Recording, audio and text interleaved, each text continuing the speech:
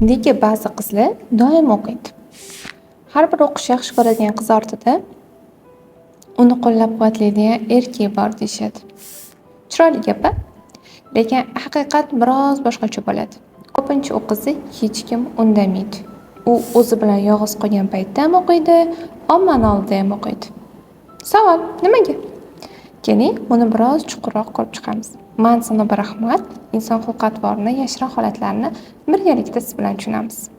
O'zingiz haqingizdagi qiziq ma'lumotlarni o'tkazib yubormaslik uchun kanalga obuna bo'lib qo'ying. Aslida inson harakat qilishining ikkita sababi bor. Birinchi sababi bu tashqi motivatsiya bo'lsa, ikkinchi sababi bu ichki motivatsiya bo'ladi.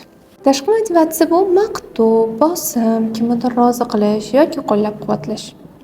Ichki motivatsiya esa inson o'zi xohlagani uchun harakat qilishi bo'ladi.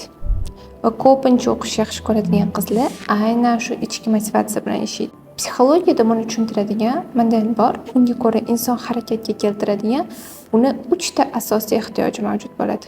Birinchisi bu avtonomiya, ya'ni o'z hayotini boshqarishlik hissi. Ikkinchisi bu kompetentlik, o'z qobiliyatini his qilish. Uchinchisi bu bog'liqlik, mazmunli aloqalar. Keling, biz birinchisidan boshlaymiz. Birinchisi bu avtonomiya. Ba'zi qizlar uchun o'qish bu shunchaki dars qilish bo'lmaydi. Bu nazorat hissi. Hayotdagi hamma narsa bizga bog'liq emas, lekin bilim bilan buni biz boshqarsak bo'ladi, qisman. Shuning uchun ular faqatgina dars qilishmaydi, balki butun bir hayotligiga egalik qilishni, boshqarilish hissini his qilishadi. Shuning uchun ular ichida doim bitta fikr shakllanadi. Agar men o'rganayotgan bo'lsam, men oldinga ketyapman, boshqalardan oldindaman degan.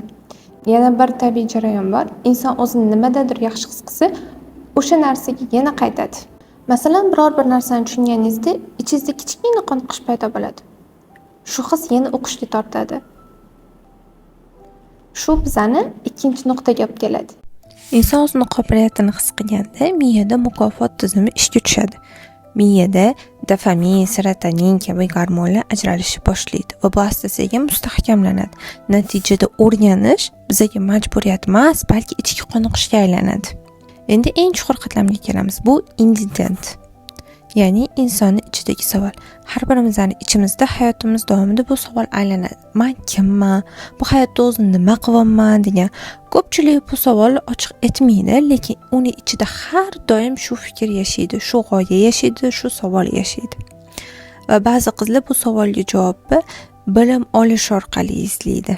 Ular uchun o'qish aynan bitta yo'nalish, tayanch va ichki tizimiga aylanadi. Yana bitta bir nozik jihat bor. Ba'zida o'qishga bo'lgan kuchli intilish ichki bo'shliqni to'ldirishi ham mumkin. U har doim ham salbiymi desa salbiy emas. Ba'zan inson bu hayot yo'llarida o'zini yo'qotmasligi uchun kimgadir yoki nimagadir suyanadi. Kimdir hissiyotlarga suyanadi, kimdir esa bilimiga. Shuning uchun tashqaridan qaraganda oddiy ko'rinadi. U shunchaki o'qiyapti deyishadi, lekin ichkarida yuqoridagi sanab o'tgan jarayonlarimizdan qaysi biridir ketish ehtimoli juda ham katta bo'ladi. Shuning uchun uni kimdir qo'llab-quvvatlayapti degan fikr har doim ham to'g'ri bo'lmaydi.